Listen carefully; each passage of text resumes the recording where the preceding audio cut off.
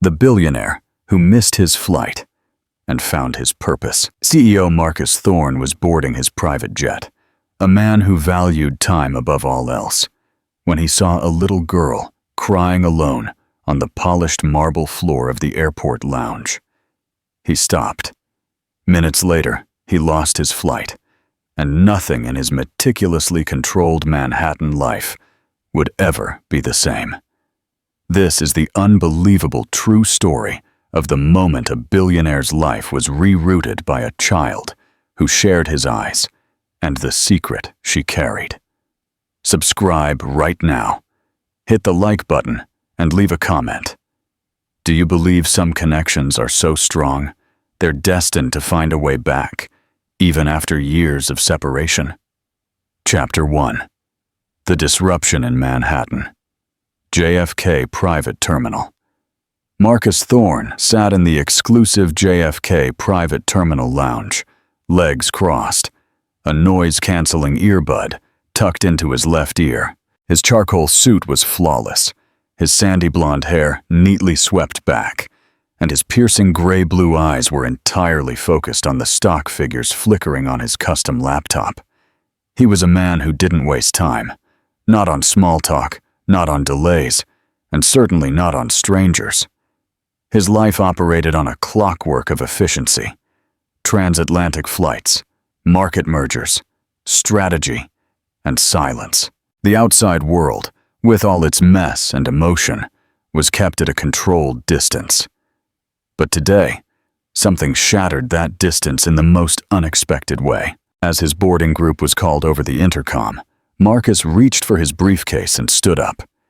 Just as he turned towards the private jet gate, a sound stopped him. It wasn't loud, just soft, broken sobs. But in the sterile quiet of the lounge, it was unmistakable. He looked toward the source. Near the edge of the seating area, a small girl was sitting on the polished floor, curled up beside a tiny white satchel and a well-loved stuffed rabbit. She couldn't have been more than 5 years old. Her light floral dress looked slightly crumpled, and her curly blonde hair framed her face in soft, tangled wisps. Small white clips barely held the hair away from her pale forehead. Her shoulders shook as she wept, trying to muffle the sound against the rabbit's worn fabric. People were looking. Some glanced away. Others frowned.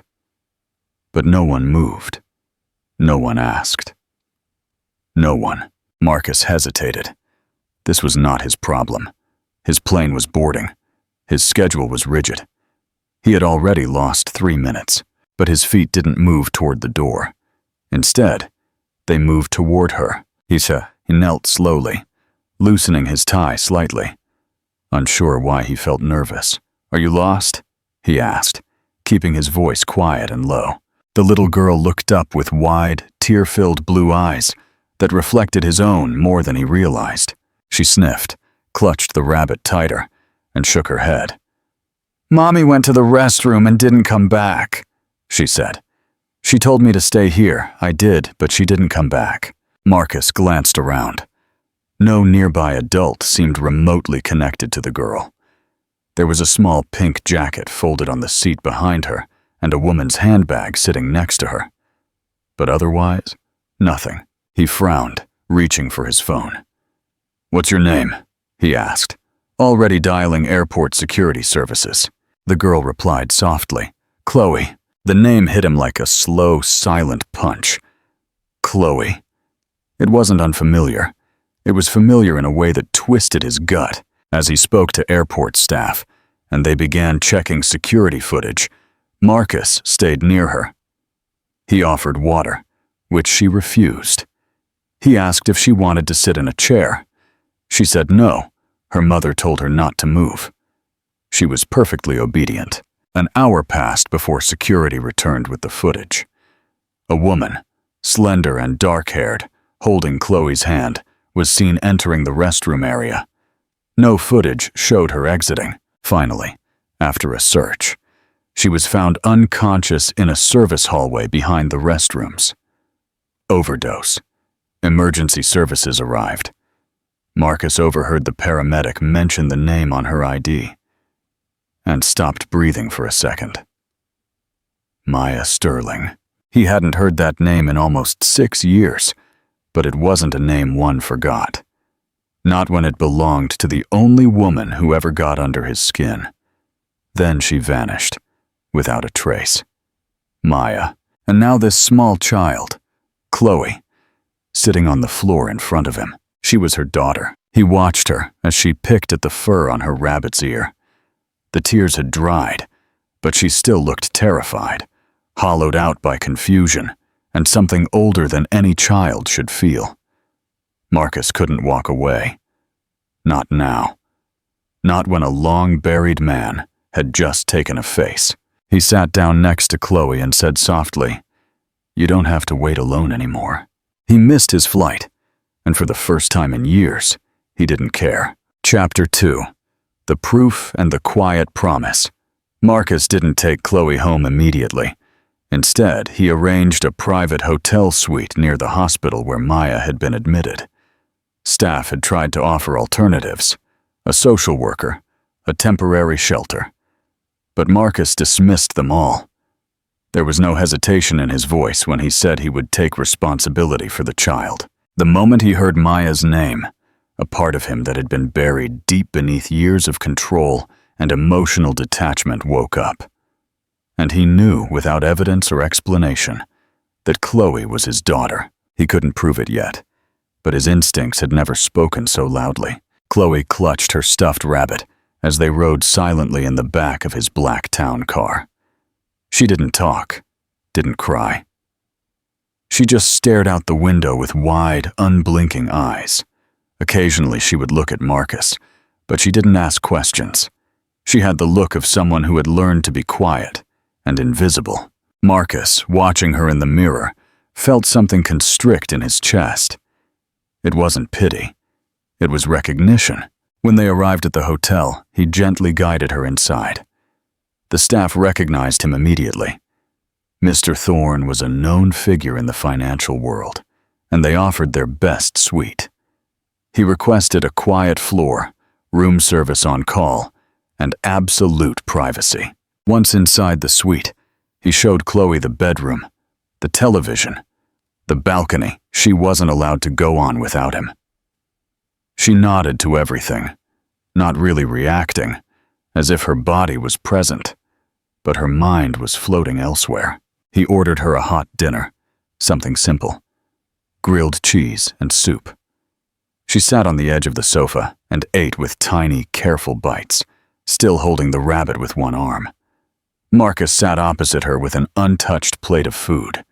He watched her more than he spoke. Finally, he broke the silence. "Do you remember your mom talking about someone named Marcus?" he asked. Chloe looked up, a piece of bread halted in her hand. She thought for a second. Then she nodded slowly. She said he was someone from before, someone she missed, even when she didn't say it. Marcus felt the air go still. Maya hadn't just disappeared. She had carried a piece of him with her. And now that piece was sitting in front of him, quiet and unsure, needing someone who wouldn't vanish. He tucked her into bed that night, awkwardly at first. He wasn't used to brushing small teeth or finding the right voice for a bedtime story. She chose a picture book from the hotel's children's selection, and he read it stiffly. Until she interrupted him midway and whispered, "You don't have to be good at it. Just don't stop reading." He didn't. After she fell asleep, clinging to her rabbit and breathing in soft patterns, Marcus went into the other room and made the call. A private medical lab he had used before, discreet and fast. He requested a DNA test. He submitted his own sample immediately and arranged for Chloe's to be collected in the morning, gently, without frightening her. He knew he could wait for the answers, but in his gut, he already had them. He stood by the suite window for a long time, watching the dark city move beyond the glass. His phone vibrated with messages from his assistant, his board, his lawyers. He ignored them all. Nothing in his perfectly structured empire felt as important as the tiny child asleep behind the door. The pieces didn't fit yet, but the weight of it had already settled in his bones. Whether the test confirmed it or not, Marcus knew one thing with absolute certainty. He wasn't leaving her. Not now. Not ever. Audience interaction. Chloe's quiet obedience suggests a history of fear. How should Marcus approach building trust with a child who has learned to be invisible? Leave your advice in the comments. Share this video if you believe in the power of second chances. Chapter 3. The Truth and the New Center. The DNA results arrived in less than 48 hours. Marcus hadn't told Chloe about the test, not because he wanted to hide the truth, but because he knew that labeling what they already felt wouldn't change the way he was treating her. Still, when the envelope arrived via private courier, his heart beat faster than he expected. He opened it alone, standing at the desk in the hotel suite study area, while Chloe quietly watched a cartoon in the next room, her rabbit still never far from her grasp. The result was printed in clear, clinical language. 99.9% probability of paternity. Marcus sat down slowly, the page trembling slightly in his hands. He was her biological father. It was now fact, not just a feeling. The weight of that knowledge brought not relief so much as it brought clarity. He hadn't just stumbled into someone else's crisis. He had found his daughter, and she had been alone in the world for too long. He thought of all the years he had spent chasing perfection, his reputation, his empire, his image, while his daughter had been growing up without him, having no idea who he was or why he had never come. The guilt didn't hit him suddenly. It seeped into every thought, quiet and constant, remodeling everything. That afternoon, he picked her up from where she was drawing on hotel stationery and asked if she wanted to go for a walk. She nodded.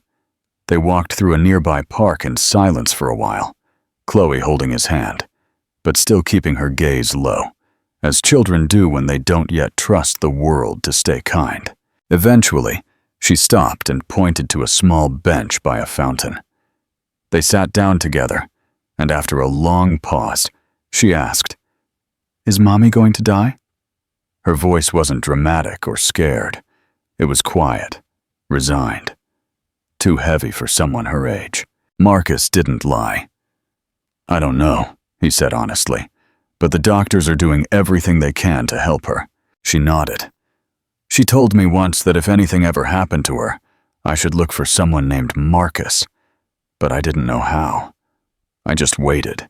She looked up at him for the first time with something akin to hope, not yet trust, but the beginning of it. "Are you him?" "Yes," he said, his voice cracking. "I am." She leaned against him without another word, her small shoulder resting against his chest, as if testing if he was real. He didn't move. He didn't talk. He just stayed there, letting her decide how much closeness she could handle. It wasn't the affection that hit him then. It was the awe. Somehow, she had found her way to him, without even knowing it. Later that night, back at the hotel, he contacted his legal team. He needed to begin the process for formal guardianship immediately. With Maya unconscious and unable to consent, it would require paperwork, hearings, background checks, and judicial approval. He didn't care how long it took. He would do it right. He also reached out to a child psychologist, arranging for an evaluation and emotional support for Chloe in the coming days. He wanted her to feel safe, not just fed and housed. He wanted her to know she mattered. She had survived for too long. Now she deserved to start healing. That night, when he tucked her into bed, she turned to him and asked, "Will you still be here tomorrow?" The question came out softly, almost a whisper she was afraid to believe. "I'll be here every day," he said, "as long as you want me to be." She didn't answer immediately, but then she nodded once, closed her eyes, and reached out a hand to clutch his sleeve as she drifted off to sleep. Marcus didn't move. He sat there beside her, still in his suit jacket, his fingers curled into the fabric, and understood something he never had before. He wasn't rescuing her. She was saving him, too. Chapter 4. The New Rhythm and the Small Grins. The days that followed settled into an unexpected rhythm. Quiet, yet momentous. Marcus extended their stay in the hotel suite, while renovations discreetly began on his penthouse to prepare a permanent home for Chloe. One with a bedroom designed just for her, soft lighting, safety latches, and space for toys and books he hadn't chosen yet. But until that space was ready, he did his best to make the hotel feel like more than just a temporary refuge. Chloe quickly adapted to the quiet luxury of their surroundings, not in the way of a child dazzled by wealth, but with the quiet gratitude of someone who had been cold before and was now warm. She asked few questions, never demanded anything, and often looked at Marcus for silent permission before doing even the simplest things, like reaching for a juice box or turning on the TV. Something broke in him every time she hesitated like that, as if kindness was still something she hadn't learned to trust. He made it his mission to not only see to her needs, but to offer a presence, the kind that expected nothing in return. He read to her every night, even when he had meetings that ran late or calls that waited unanswered. He started getting up early, not to check financial reports, but to learn how to braid hair, watching online tutorials so that when she asked him, he could do it almost right. The first time she smiled wide enough to show her missing front tooth, he realized it was the first full smile he had seen from her. Their conversations grew longer and more personal. She told him about her rabbit, which she had named Sky, because it was the same color as the sky she used to watch out her bedroom window when she was scared at night. She shared that her favorite food was pancakes, but only if they were soft inside, and that she was afraid of hospitals. Not because of needles, but because she had once waited in one for hours, not knowing if her mother would ever come back. Marcus listened to all of it. He didn't always know what to say, but he never dismissed a single word. The more she opened up, the more fiercely protective he became. Not just because she was his daughter, but because she was finally learning what it felt like to be heard. Meanwhile, Maya remained unconscious in the hospital. Marcus visited her daily, even if only for a few minutes. He would sit by her bedside, tell her about Chloe's day, and update her on the legal progress. He wasn't sure if she could hear him, but he spoke anyway. Not out of obligation, but because part of him needed her to know that he was finally doing what he should have done long ago. He no longer felt bitterness toward her, only sadness, for the years they had lost, for the weight she must have carried alone, for the fear that had made her disappear. One afternoon, after a hospital visit, Marcus took Chloe to a small bookstore. It was raining lightly outside, and she held his hand tighter as they crossed the wet pavement. Inside, the air smelled of paper and warmth. Chloe wandered carefully through the children's section, her fingers tracing the covers as if they were made of something fragile. She finally chose a book about a fox who found its way home after getting lost in the woods. That night, she asked Marcus to read it twice. When he finished the second time, she whispered, "Do you think the fox knew where it was going?" He paused. Then he replied, "I think the fox didn't know, but it followed something inside it, and it guided it exactly where it was meant to be." She felt like that made perfect sense. Then she snuggled under her blanket and fell asleep. The next morning, Marcus received confirmation from his legal team. The emergency guardianship petition had been approved. It was temporary, but it was official. He was now, the eyes of the law, Chloe's legal guardian. He folded the document slowly, not because he doubted the outcome, but because holding it felt like holding a second chance in his own hands. When he told Chloe the news, she didn't cheer or jump. She simply smiled softly and said, "So, I get to stay now." Marcus knelt in front of her, and looked her in the eyes. "You never have to leave again," he said, and for the first time. She reached out without hesitation and hugged him, arms tight around his neck, as if she had been waiting her whole life for someone to say those words and truly mean them. Chapter 5. Building a home in the sky. The penthouse was ready in 2 weeks, transformed from a sterile, minimalist bachelor pad into a place that could now be called home. Gone were the chrome edges, the cold lighting, and the cutting silence. In their place were warm rugs, softer furniture, a kitchen that smelled like real meals, and a bedroom down the hall that Chloe chose every detail of, from the wall color to the shape of the nightlight. Marcus had never cared about interior design beyond aesthetics, but now he found himself researching secure drawer latches, non-toxic paints, and the best bedtime storybooks for 5-year-olds. His calendar, once packed with investment reports and mergers, now included field trip dates, parent forms, and a daily reminder labeled "Pick up Chloe." Their first day in the new home was quiet, but full of meaning. Chloe explored slowly, taking her time to look at everything. Her favorite thing turned out to be a small window seat in the corner of her room, where she could curl up with her rabbit and watch the city lights turn on at night. Marcus watched her without interrupting, standing in the doorway as she touched the edge of a shelf and tested the softness of her blanket.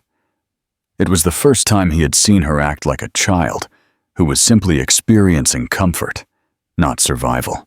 In the days that followed, they built new routines. Pancake Sundays became sacred, even when the pancakes came out lopsided or burnt. Marcus learned to laugh when Chloe smeared whipped cream on his nose. On weekday mornings, she insisted on brushing her hair herself, then asked him to fix it afterward, which usually meant starting over, but pretending she had done most of the work. Evenings were spent with coloring books, simple puzzles, or reading together. Chloe had a quiet sense of humor and began to let it show more often. Little sarcastic smirks, witty observations, too advanced for her age, and the occasional fit of giggles that ended in hiccups. Marcus had never known how much joy could come from a child's laughter, until he heard hers resonating through his silent apartment. But not all moments were joyful. One evening, as Marcus was finishing the dishes, he found Chloe huddled behind the sofa, shaking. When he reached for her, she didn't want to talk, just held her rabbit tight against her chest. Finally, through choked whispers, she said she had spilled juice on his rug and thought she was going to be punished. Marcus sat on the floor beside her, not touching her yet, and asked gently who had punished her for accidents before. She didn't answer, but the way she flinched told him everything he needed to know. He told her firmly, but gently, that mistakes were allowed in this home, and no one would ever be hurt for being human.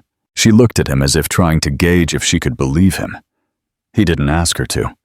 He simply cleaned the rug, handed her a fresh cup of juice, and kept the evening quiet. At bedtime, she moved closer to him and asked if he would sit beside her until she fell asleep. As the weeks passed, Marcus continued to visit Maya at the hospital, though she remained unconscious. He brought her updates, drawings Chloe had made, stories of their daily life, even silly anecdotes about burnt breakfasts. He spoke to her as if she could hear, as if she might open her eyes at any moment and see what had grown in her absence. He didn't know what would happen when she woke, or how she would feel about the new family forming in her shadow. But he knew one thing clearly. He wanted to be there when she did, and he wanted to be the man who could look her in the eye and say, "I stayed." One night, Marcus received a call from his attorney, confirming the court had scheduled a formal custody review. Though the temporary guardianship had gone well, the presence of a living, though incapacitated mother meant the court would need to evaluate everything before finalizing full custody. Marcus wasn't surprised. but the weight of the process pressed down on him. It meant background investigations, psychological evaluations, more interviews with Chloe, and, most likely, a social worker's observation of their life together. It meant proving he was good enough, not as a CTO, but as a father. That evening, when he sat beside Chloe in her room as she drifted off, he didn't read a book. Instead, he told her a story of a fox that got lost in the woods and kept walking because it believed someone was waiting for it at the end. Chloe, sleepy but listening, asked, "Did someone wait?" Marcus paused. Then he replied, "Yes. Someone had been waiting all along." She didn't ask who. She just smiled, closed her eyes, and whispered, "I think I'm the fox." He reached out and brushed a lock of hair from her forehead and said, "Then I suppose I was the one waiting." And in that small, quiet room, filled with soft light and the hum of the city below, it became more than just a temporary arrangement. It became something sacred, something worth protecting, no matter what came next. Chapter 6. The Unconditional Love and the Awakening. The morning of the court's family evaluation started like any other. Chloe woke up early, sitting at the breakfast bar in her pajamas, swinging her feet and quietly coloring while Marcus made pancakes. She asked if she could help stir the batter, and he let her, even though she spilled flour across the counter. There was laughter, light conversation, and a rhythm between them that had taken weeks to build. But beneath the easy routine, Marcus felt the pressure pushing behind his eyes. That afternoon, a court-appointed social worker would visit their home to assess the environment, observe their dynamic, and determine if Marcus's guardianship was healthy and in Chloe's best interest. This wasn't about money or status. It was about trust, security, and the invisible things that filled the space between a child and an adult who claimed to care. He had prepared meticulously. The apartment was immaculate, but still looked lived in, with drawings taped to the refrigerator, a small pair of shoes near the door, and Chloe's favorite book gently strewn across her bedroom rug. He didn't want perfection to scare the evaluator. He wanted authenticity. He dressed casually but neatly, and told Chloe that someone was coming to visit them to see how they lived. She asked if she had to wear a dress, and he told her only if she wanted to. She chose a soft blue one and asked him to fix her hair. He braided it carefully, the way she liked, and tied the ribbon just right. When the social worker arrived, she was warm and professional, her eyes kind but observing. She greeted Chloe first, kneeling to her level and introducing herself by her first name. Chloe, shy but polite, invited her in and offered to show her her rabbit's favorite hiding spot. Marcus stood back, letting her lead. The woman took her time, asking questions gently. What did Chloe like to do after school? What made her feel safe? What was bedtime like? Chloe answered with quiet confidence. She talked about pancakes and picture books, about their talks in the window seat, and how Marcus made her laugh when he tried to sing off-key lullabies. Later, while Chloe quietly drew at the table, the social worker asked Marcus to step into the kitchen for a private talk. She reviewed the preliminary file, noting that Chloe had shown signs of both resilience and past trauma, but had improved in sleep patterns, emotional regulation, and school performance since she was under Marcus's care. She asked him about his history with Maya, why he hadn't known about the child before, and his motivations for seeking full custody. Marcus answered honestly, without rehearsed lines.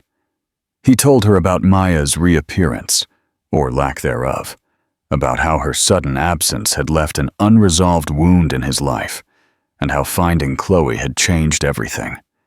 He didn't pretend to be perfect, but he made it clear he was committed for life. The visit ended on a soft note. The social worker knelt one last time beside Chloe, who handed her a folded drawing. On it was a stick figure family of 2 people, and a rabbit holding hands beneath a giant heart. The caption read, in misspelled lettering, "My home is here." The woman smiled and thanked her. Then she looked at Marcus with an expression that said more than words. She would file her report that evening, but Marcus already knew she had seen what mattered. The next morning, the court issued its preliminary review. The guardianship would be maintained, and the process toward full custody could proceed without objection. Marcus sat in silence when he received the email, the relief so overwhelming he felt almost hollow at first. He had been holding his breath for so long, he had forgotten what it felt like to let it out. Chloe was sitting nearby, playing with paper dolls. He walked over, sat on the floor beside her, and simply said, "They said yes." She looked up, confused. "Yes to what?" "Yes to you staying with me. Forever, if you want to." She didn't answer with words. She crawled into his lap, rested her head against his chest, and whispered, "I already decided that a long time ago." That night, Marcus couldn't sleep. He stood at the window, watching the city glitter with distant lights, and thought of everything that had shifted. He still visited Maya daily. He still talked to her, even as the machines hummed and the monitors constantly blinked. He didn't know when or if she would wake. But if she did, he wanted her to know that Chloe hadn't just been found. She had been loved. Fiercely. Completely. Unconditionally. He turned to look down the hall, where Chloe's nightlight glowed softly under the door. A life that once existed only in theory. A concept he hadn't dared to dream of. Now it was alive, breathing, and soundly sleeping, in the room next to his own. And he knew, without a doubt, that the court had only confirmed what his heart already understood. They were no longer waiting for permission to be a family. They already were. Chapter 7. The unflinching choice. The adoption. Marcus had just returned from Chloe's school when he received the call from the hospital. It was brief and cautious. Maya had woken up. The doctor on the line warned him that she was weak, disoriented, and not yet fully coherent, but conscious. Marcus stood in the middle of his kitchen, phone in hand, frozen. For a moment, the world around him blurred into silence. He looked over at Chloe, who was sitting at the table, building a tower out of cereal boxes and carefully balancing her rabbit on top. He didn't tell her immediately. He didn't know how.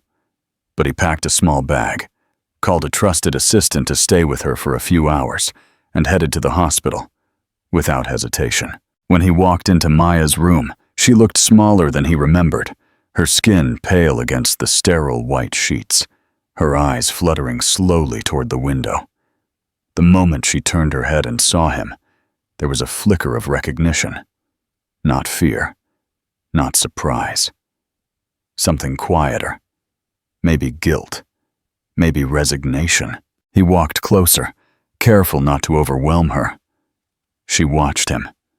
Then she whispered, "You came." Marcus pulled up a chair and sat by her side. "I never stopped," he said. "You disappeared. I didn't know where. And now you're here. And she is too." Maya closed her eyes for a moment, as if the mention of Chloe was too much to bear. When she opened them again, they were wet with tears. "I didn't mean to disappear," she said. Her voice was husky, barely a breath. "I was scared. I thought I would ruin you if you knew. I didn't want to be another person who took something away from you." Marcus shook his head slowly. "You didn't ruin me, but you did leave me out of the most important part of my life. And now, she's everything." They sat in silence. The machines beeped quietly beside them. Maya's hands trembled slightly as she tried to reach for a glass of water. Marcus helped her. She took a sip. Then she said, "Is she okay? Is she happy?" "Yes," he said. "She's thriving. She's smart and strong and cautious. But she smiles more now. She laughs. She asks about you every night. Maya brought a hand to her mouth to stifle a sob. I wanted to be better before I told you, but I never got better, and I didn't want her to grow up watching me fall apart. You did what you thought you had to do, Marcus said, but you don't have to do it alone anymore. Later that night, he returned home to Chloe, who ran into his arms the moment he crossed the door. She asked if he went to a meeting, and he hesitated before saying, I saw someone very important. Your mommy. Her eyes widened, unsure whether to feel joy or fear. She woke up, she whispered. He nodded. She asked about you. She misses you. Chloe clutched his hand tightly. Can I see her? Marcus nodded again. Soon, when she's a little stronger. In the days that followed, they talked more often. Maya's strength slowly returned. Marcus visited her daily, updating her on Chloe's routines, her favorite books, the way she hated broccoli and loved staying up late. He brought her drawings, voice messages, even photos. Maya cried the first time she heard Chloe's voice say, Hi, Mommy. I hope you're okay. I'm good. Daddy is taking care of me. It was the first time either of them had heard her call Marcus that out loud. Daddy. Eventually, Marcus asked Maya what she wanted for Chloe's future. Her answer came without hesitation. I want her to have peace, and I think you give her that. I will never ask you to give her back. I only want to be the part of her life that she allows me to be. Marcus felt something shift in that moment.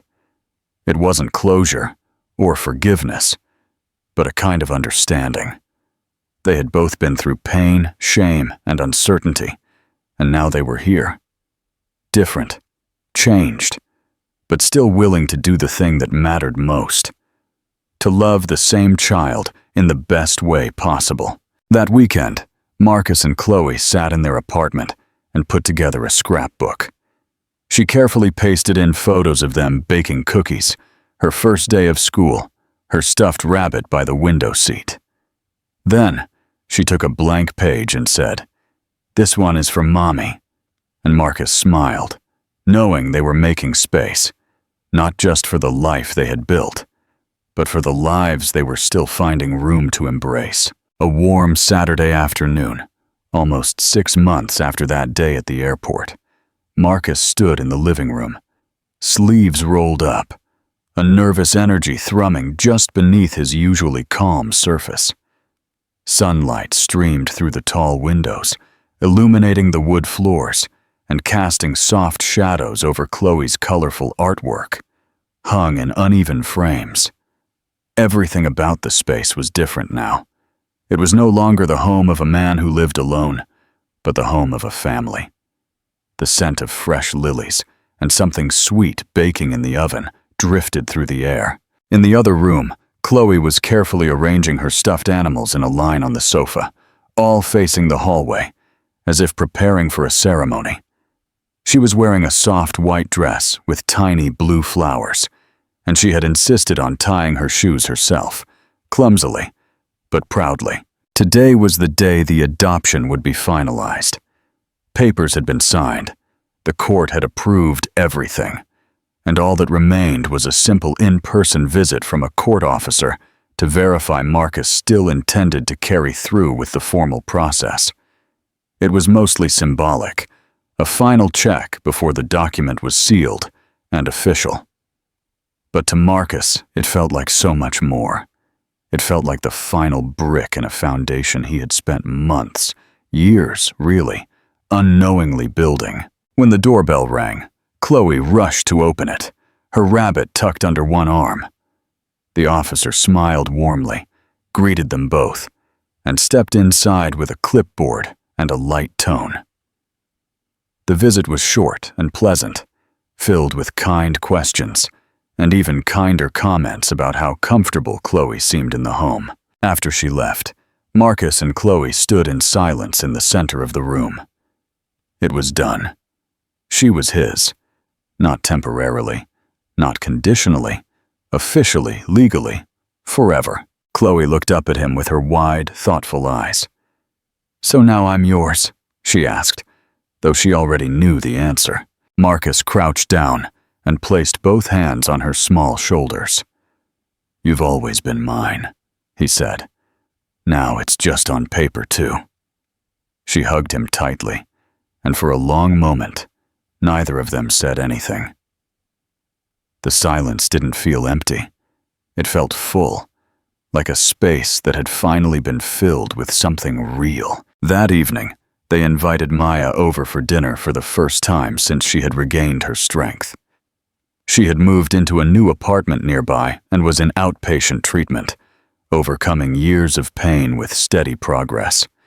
She arrived with a small bouquet of sunflowers and a cautious smile, unsure how the evening would go, but hopeful. Chloe greeted her with a drawing, herself in the middle, holding both Maya and Marcus's hands, and led her to the table with the quiet confidence of someone who understood that love didn't have to be divided. It could be shared. Dinner was simple. Pasta, salad, and cupcakes. Chloe had decorated with too much frosting. They laughed, told stories, and looked at old photos Maya had brought of herself and Chloe from earlier years. At one point, Maya leaned across the table and said, "Thank you, Marcus, for everything. For her. For not leaving." Marcus nodded, his throat tight. "Thank you for bringing her into this world. I'm just lucky I found her in it." Later, after Maya left, and Chloe had fallen asleep snuggled beside her rabbit and a new bedtime storybook, Marcus stood in the doorway of her room, his arms crossed, his eyes wet. The soft glow of the nightlight shone on her face, peaceful in a way that made everything else fade away. The court documents lay on the desk behind him, neatly stacked and notarized, but he no longer needed them to feel what was true. He walked to the window and looked out at the city. The lights below flickered like distant stars, busy and cold. But here in this space, this warm, lived-in home, he had found something far more enduring than success. He had found a purpose that didn't require recognition, a kind of wealth that didn't appear on spreadsheets. And as he switched off the last light and whispered, "Good night," to the quiet apartment, he understood fully what he had once been too afraid to admit. He wasn't just a man who had stepped into a child's life. He was a father. Not just by blood, but by every choice, every quiet promise, every moment of staying when it would have been easier to walk away. And that made him richer than he had ever dreamed possible.